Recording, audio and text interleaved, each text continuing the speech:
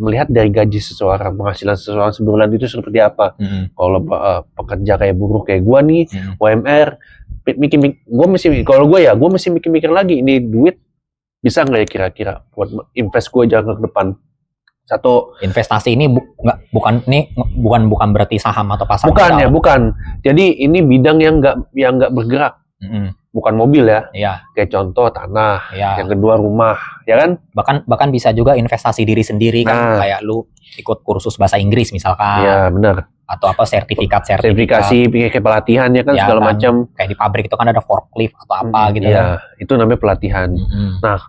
Nah gitu yang kedua, selain dari gaji ya, pendapatan per bulan, yang kedua lihat dulu nih kebutuhan kita apa ya, bukan keinginan ya. Ya, kebutuhan. Keinginan sama kebutuhan beda apa? Ya. Keinginan, apa yang kita inginkan nih? Want and need. Nah, kalau keinginan kan want, ini need. Need butuh. Jadi keinginan itu kita cuman gue pengen gitu loh.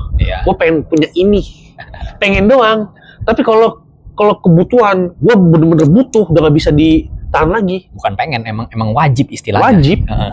Jadi kalau kita bahasa Islamnya ya, kalau misalkan pengen, keinginan, itu sunnah. Nah, kalau kebutuhan, wajib. Jatuhnya fardu kifayah. Bukan fardu kifayah, wajib.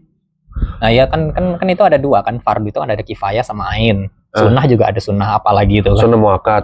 Sunnah yang dianjurkan. Nah, kalau misalkan ini dianjurin banget sih, kayak contoh nih, kalau yang sunnah ya, bukan yang sunnah sih, yang kita balik ke tema awal ya, keinginan itu kayak contoh kita pengen beli ini nih, cuman kita nggak sadar HP baru, contoh iPhone 16. Gila nggak? Jangan 16, yang baru, kan baru launching tuh 17. Oh iya, gitu. Lupa gua. Kenapa gua bilang lupa? Kenapa? Karena gua nggak ngeliat itu, bukan gua sadar diri.